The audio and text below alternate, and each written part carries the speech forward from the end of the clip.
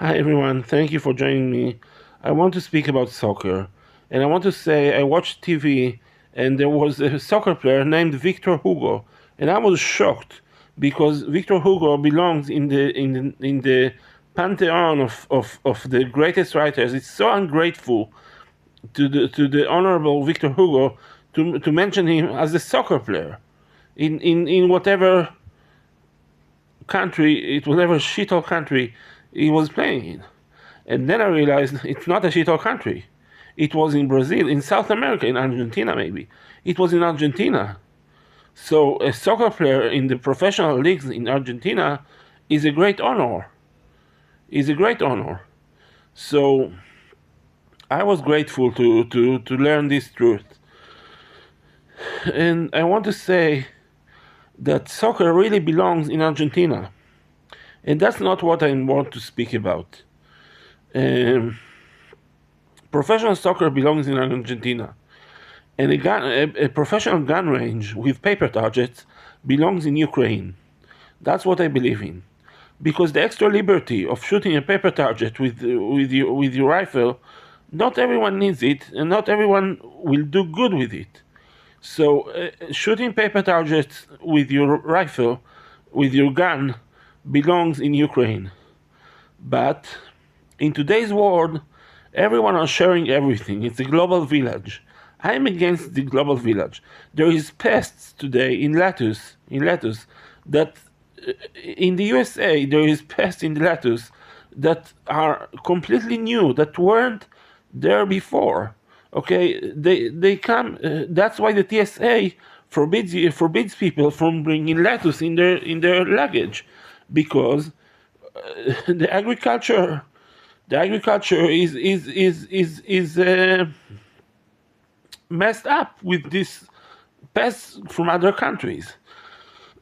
So same goes for other spiritual delights that are shared between countries, and they are not to be shared so lightheadedly.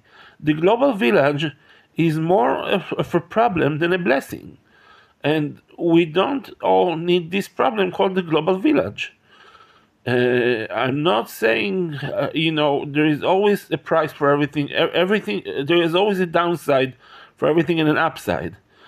So I don't want to rush into conclusions. And eventually, I don't want to be racist to say everyone of Forbidden accepts Argentinian to play soccer. But it shouldn't be a spectator sport, the most professional spectator sport. It shouldn't be $450 million just for one team. That's like out of my sleeve. One team in England spent $450 million in purchases this year. It shouldn't be this way. I think Liverpool. I respect them, but it shouldn't happen. This $450 million should go to the economy of Liverpool and revive it.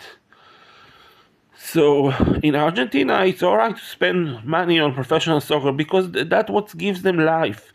That was what gives them pleasure. That what gives them hope to the Argentinian people. But in England, go to the theater. Go to the theater. Don't watch soccer. So I don't want to be racist, but $450 million is not a budget to spend lightheadedly on an unnecessary pleasure for a spectator sport.